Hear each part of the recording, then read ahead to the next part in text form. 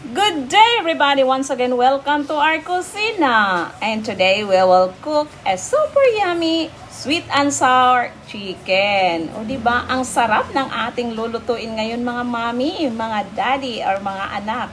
Magluluto tayong masarap na sweet and sour chicken. But beforehand, I will share to you first a word of God from the book of Matthew, chapter 6, verse 33. It says, "Seek ye first thy kingdom come, and all these things shall be added unto you." O di ba mga kapatid? Maging wise tayo. Inuutosan tayo sa ating mahal na Panginoon na uunahin natin siya. Uunahin natin kung meron mang mga gawain sa church. Kung ikaw man ay busy, meron kang trabaho, isantabi mo ito. O di ba? Kasi yan ay mawawala talaga at mawawala sa'yo kung uunahin mo yan at ipagkawalang bahala mo ang gawain ng church. Kasi sabi di ba, lahat ng iyong pangangailangan, lahat ng iyong hinimiti sa buhay ay magkaroon ng katuparan pag ikaw ay pag ikaw ay uunahin mo ang gawain ng church. Diba? Yung pagsisimba, yung pag-attend ng General Bible Study, or kung ano man, ano pang mga gawain ng church, dapat unahin natin ang ating mahal na Panginoon. Sa ating pagising sa umaga, dapat magpuri, magpasalamat tayo sa ating Diyos na buhay. Kasi di ba sabi niya sa Jeremiah chapter 29 verse 11, "For I know the plans I have for you, plans to prosper you and not to harm you, plans to give you hope and a future." O di ba? Ang ganda ng plano ng ating mahal na Panginoon para sa atin. Bibigyan tayo niya ng magandang buhay. At hindi daw niya plano na tayo ay sasaktan. Bibigyan niya tayo ng pag-asa at yung magandang kinabukasan. Yan ay mangyayari kung uunahin natin ang gawain ng church. Kung uunahin natin ang ating mahal na Panginoon. Amen po. So ngayon, mag-umpisa na tayo sa ating pagluluto. Here are our ingredients. We have here the sugar, we have the baking powder, the ground black pepper, salt, the minced garlic, the oyster sauce, the red bell pepper, also the bell pepper, green bell pepper. Then we have cornstarch, white vinegar, we have the all-purpose flour, ketchup, the cold water, we have a cooking oil, and of course, our chicken. Ayan. First is we're going to marinate our chicken. We have here the minced garlic. Ilagay natin ang ating bawang para masarap talaga siya. Yung kanyang aroma ay manunuot-suot sa ating chicken. And then our ground black pepper. Ilagay natin ang ating ground black pepper and also our salt. Yan, lagyan natin ng salt yan mga mami. And then we mix. Kailangan nating halu-haluin mga mami. Talagang mas masarap kasi pag na-marinate ang ating chicken. We marinate this one for at least 30 minutes. Para mas masarap, ilagay natin sa ref para habang tumatagal, diba? Kasi doon natin manamnam ang sarap ng ating niluluto. Pag na-marinate na natin ang ating chicken. O, diba? Yummy siya. O, makikita mo yung bawang ay. Ay, naku, ang sarap yan mga mami. And now, we'll mix our sweet and sour. We have here the ketchup. Yummy. Talagang sweet and sour ang ating gagawin mga mami. Yan.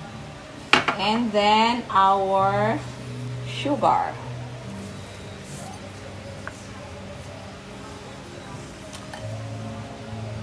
Then our oyster sauce. Yummy! Diba? Sarap-sarap ng ating sweet and sour. And of course, our white vinegar.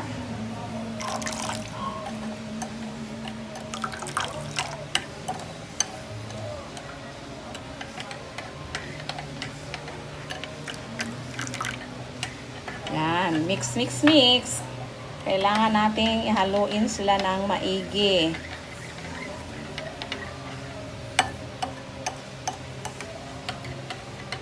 Yan, mix lang ng mix. Diba?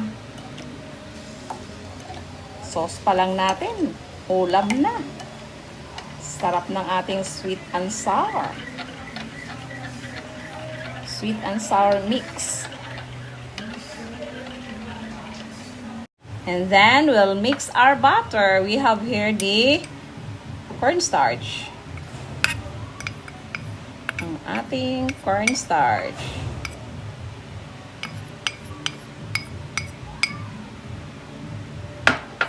Then, the all-purpose flour. The all-purpose flour. Ayan. Then, our salt. Lalagyan natin siya ng asin, mga mami, para malasa siya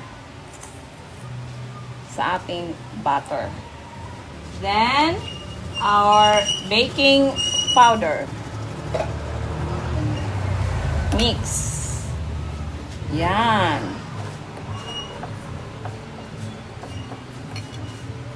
Then, gradually, we pour our cold water. Cold water, mga mami, para masarap. Yan. Konti-konti lamang muna. Then again, our cold water. Mix, mix, mix. Then, cold water. Mix. Halo-halo lang natin. Yan. Ito yung magiging butter natin sa ating chicken. Yan. Mix, mix, mix.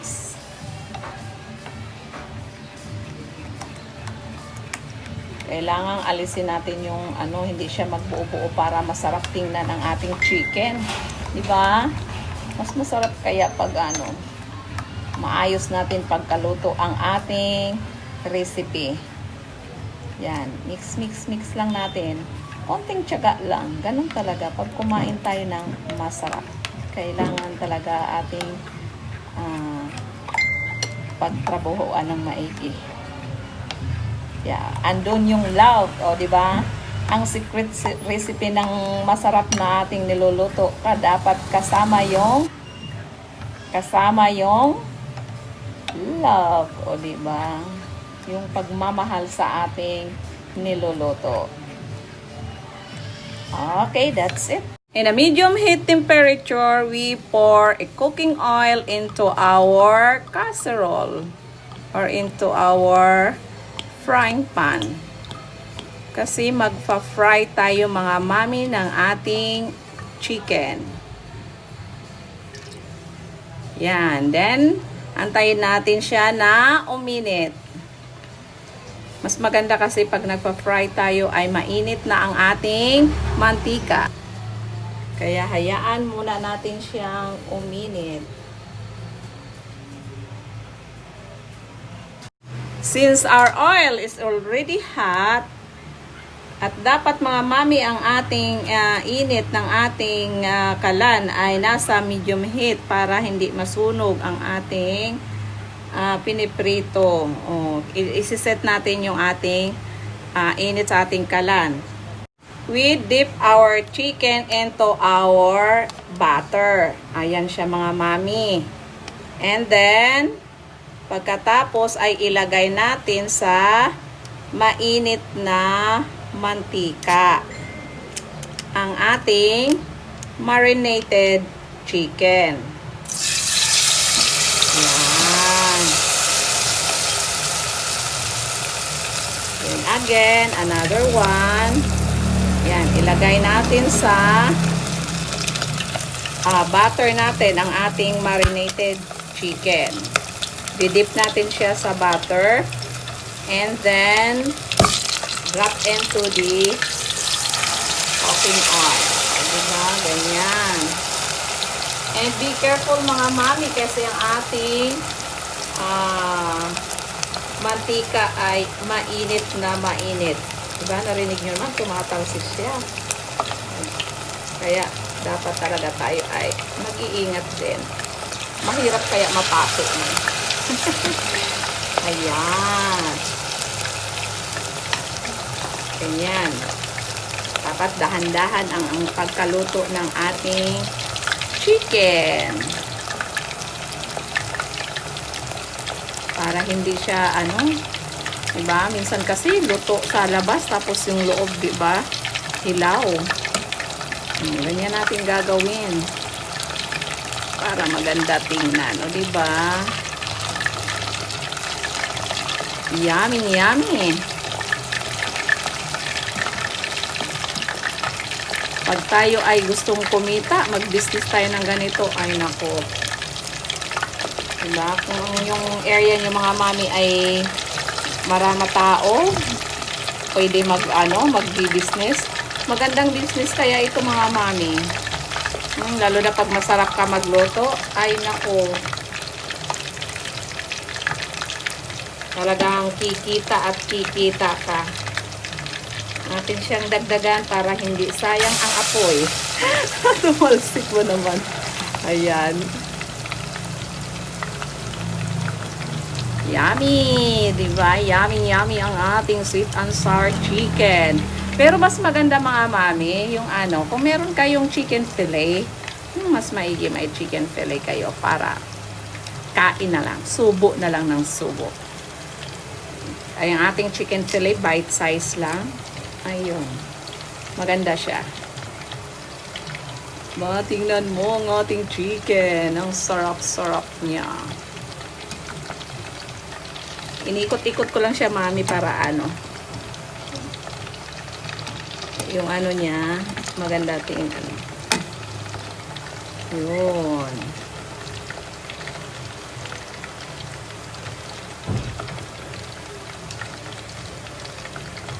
Yan. Kaya, para naman may iba naman tayong putahe, iba naman tayong recipe sa bahay. Para hindi mananawa yung ating mga anak sa pagkain ng chicken. Meron naman silang ibang malalasahan.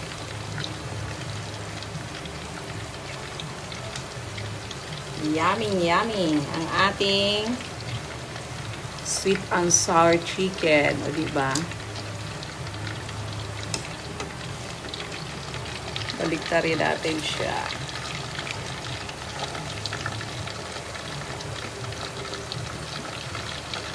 And we will wait this one until it turns into golden brown.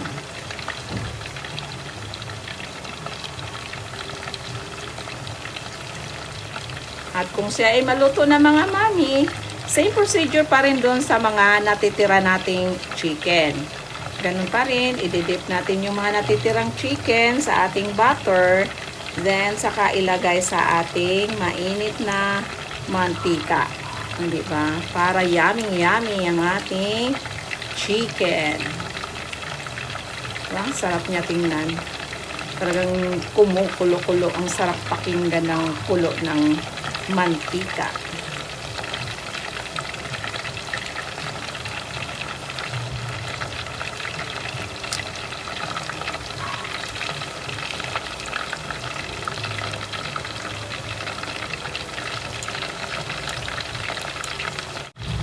At para maganda ang pagkaluto ng ating chicken, tusukin natin siya ng ganun mga niyo. Ayan. Para yung mantika ay mag-a-absorb sa loob.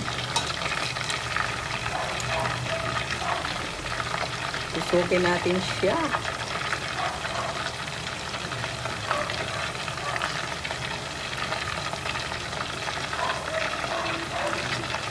Yan, makita nyo mami yung lumabas yung dugo ng chicken.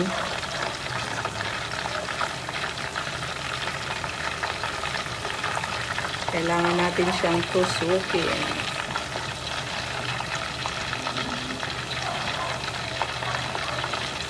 Wow, we will turn this one. Kaligtarin natin. Ganyan.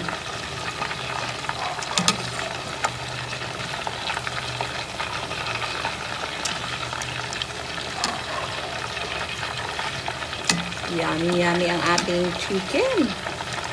Bango kaya niya mga mami.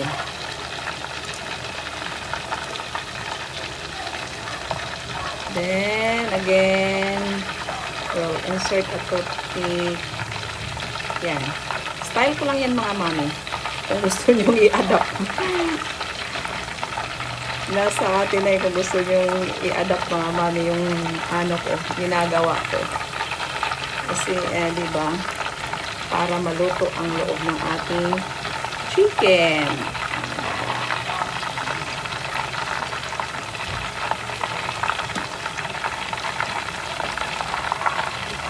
Yummy, yummy.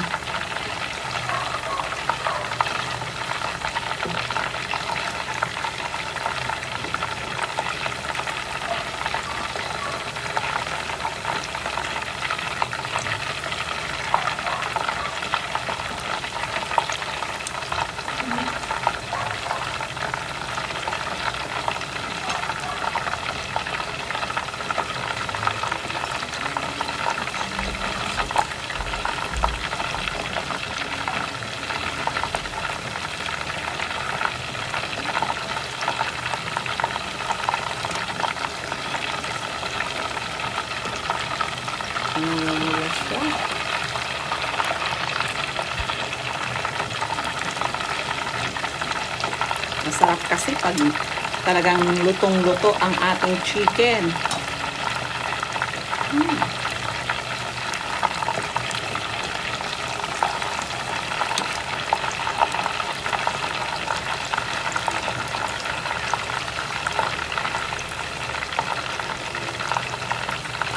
In our separate wok, we put a cooking oil into it. As you can see mga mami, meron na siyang 2 tablespoonful of cooking oil. Then we saute our bell peppers. Kailangan nating magisa natin ang ating bell pepper in a medium-high heat temperature.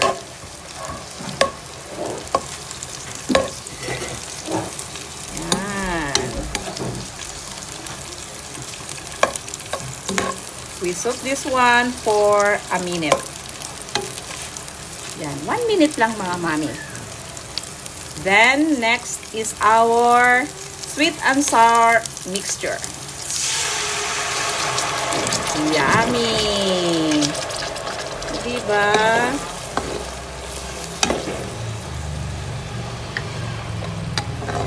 Naamoy ko na ang aroma ng ating sweet and sour mga mami.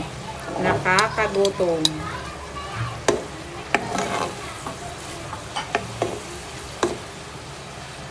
Then, hayaan muna natin siya na medyo kumulo para saka natin ilagay ang ating chicken.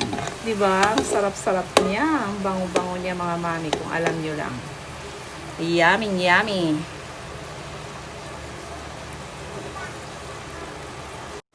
Look at that mga mami. Diba? Sa ating palang sauce. Yummy, yummy na. Ulam na.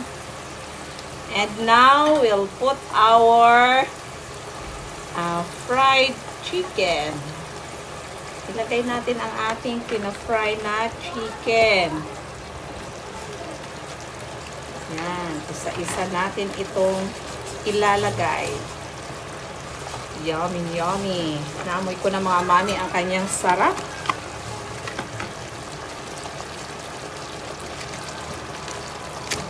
Sa aroma pa lamang. Ikaw ay mangangasi. Diba? Sarap kaya nito mga mami kung alam nyo lang. Kaya try nyo na. Yummy, yummy. Haluin natin para yung yung kanyang sauce ay ma-distribute sa ating chicken. Ang bango-bango niya mga mami. Alam nyo lang. Yummy, yummy.